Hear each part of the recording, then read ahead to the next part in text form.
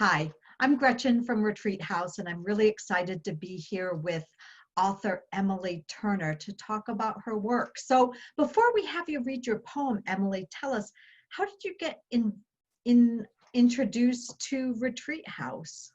Sure.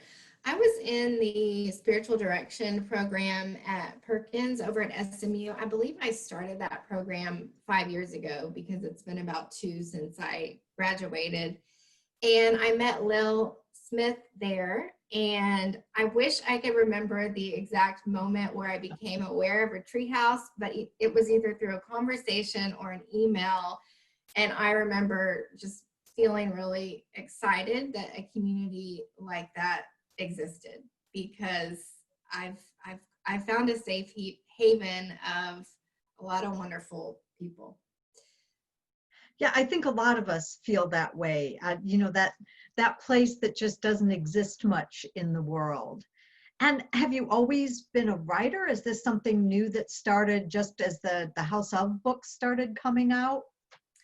I've always been a writer. I have a journalism degree, and my story is I like to tell people that was the way I passed college. That's just always been my language as a written word. I identify as an introvert, and so being able to express myself through writing is really kind of almost a form of survival, and then kind of allowing me to thrive and be my best self. But with the Retreat House books, that's really been an invitation to actually get published, and there is something magical that happens when you see what's in here get transferred to the page and be able to share it. Yeah, it really is true. As the editor of the books, like these emails come and you open them and you don't know what you're going to open up to. And especially House of Courage, just all the authors spoke so powerfully and bravely about their journeys, and it just flows together so beautifully. And I love your poem, Marjorie, A Mighty Oak. So might you be willing to read that to us now? I would love to. Marjorie, a mighty oak, offering shelter from direct sunlight, shade, planted firmly in the ground, roots, deep and far in the back of the grove. Not everyone notices, content. Knowing God will bring those who need to rest, to be heard, to hear themselves. Wind rustles her branches, creating gentle sounds for those needing a new thought. In the still, silent heat, leaves create shadows, needing to be seen, noticed. They lean against her bark, partly smooth, partly rough. Wonder. Never breaking or dying, despite what has passed through. Storms, droughts, neglect, and speculation. Planted first, but behind other trees in the grove, happy to see them grow. Connected to mother, never doubting she'll supply food. Courage, each acorn an offering to those who come for shade. Inside, a tiny seed with potential to grow, a mighty oak.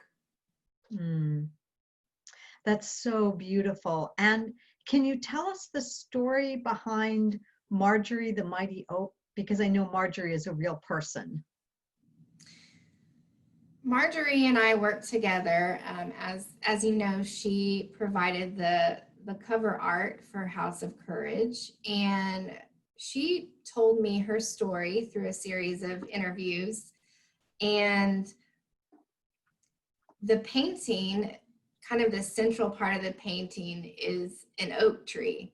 So that's kind of visually what you see, and it's also, after speaking with her, sort of the centric part of what she wanted to express. And she sees herself as a mighty oak with deep roots, and someone who's weathered a lot of storms and has sustained herself and helps to sustain others now. So I wasn't planning to write a poem about Marjorie, but I found that there are kind of two ways that poetry can come to people. I don't think I'm the only one that experiences this, but sometimes it's like a download, a Holy Spirit download, and other times it's more of an intentional, let me sit on my desk and see what I can write. And this was really a gift, because this was Marjorie the Mighty Oak was a download. I was on a walk and feeling inspired and touched by her story, and this poem came out from the holy. And I think it's really a prayer for her, in a sense. That's beautiful. And so you talked about Marjorie's courage. How would you define courage in your own life, and how does that play out? Mm. Courage to me is being willing, or taking this step to move, figuratively, metaphorically, when you don't know what it's going to look like. Mm-hmm. So paying attention to the Holy Spirit, or those gut feelings, and taking action even when it's scary. Yeah, and I think that's always the big thing. It's not so much about what's happening, but having the courage to overcome that fear and act. Absolutely. Well, thank you so much for taking this time to read your beautiful poem. And I mean, I know Marjorie, it's such a beautiful tribute to her. So thank you for sharing that with us. And we look forward to seeing what you contribute to the next House of Book. Thank you.